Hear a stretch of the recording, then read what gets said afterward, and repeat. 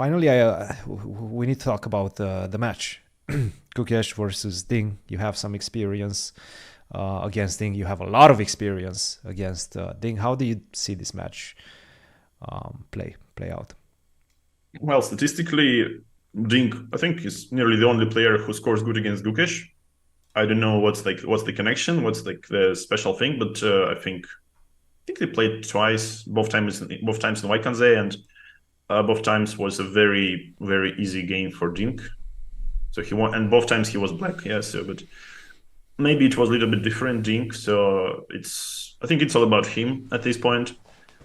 So of course, let's say the prime Ding we can speak of during his unbeaten 20, streak would 2019, let's be, say. 2019 Ding.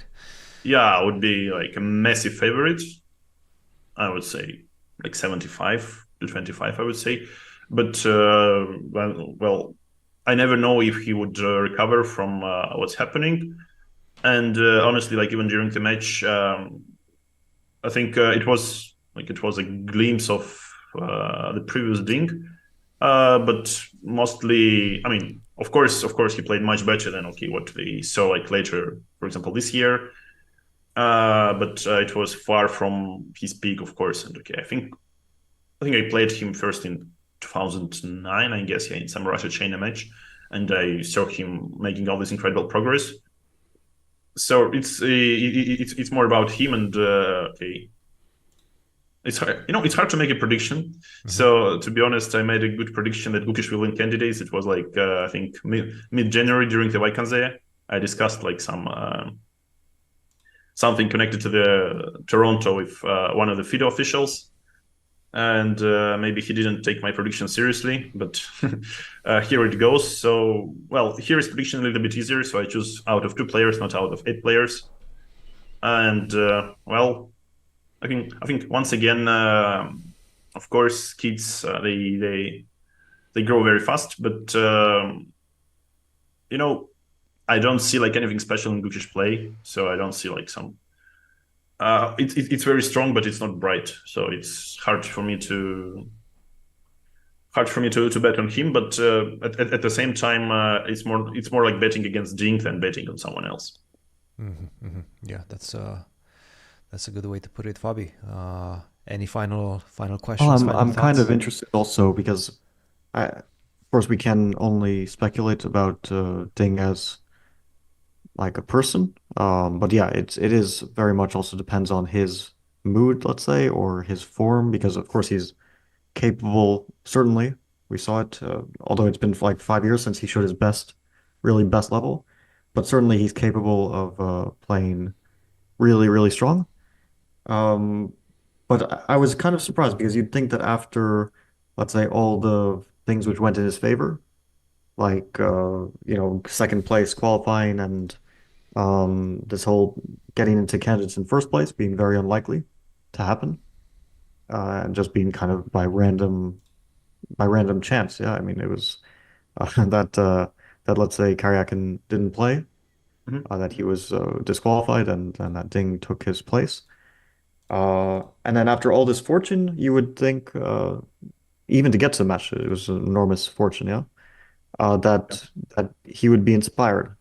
That's how it feels. But instead, we see kind of the opposite. That instead of some inspiration, we see what looks like, I don't know, lack of any motivation or something. And yeah, I'm wondering why you think that is, or what did he just feel like he reached what he was going for, kind of the highest title, and then what is there left, or something else? Well, I think something has changed during the pandemic times because it was okay. Basically, I think he was expected like as one of 2 main favorites in Yekaterinburg, Mhm. and well, okay, some people they like make fun of like I think he was on 2 weeks quarantine in near Moscow before Yekaterinburg, which was mandatory back then. I think, but and something happened, and he went like to Yekaterinburg, and he started with 2 losses, and then okay, it was game against you where you like pushed too hard, and okay, you a little bit returned him to the run. But I think like something happened, of course, like during these pandemic years. And also, well, I wouldn't say I wouldn't say this is motivation only. Yeah, like let's say qualifying for the match in quite a random way. But I'd say that it's also very stressful, and it's not something maybe that wasn't something he was entirely prepared for. And as far as I know, he just started preparing. I mean, at least as he says, after the Waikanze, yeah, like hiring one player from tournament A, one player from tournament B. Like I think it was like was it Wahidov and Rapport? I I think mean, so. if it's true, I mean, okay, it's even more painful for me, but okay, such is life.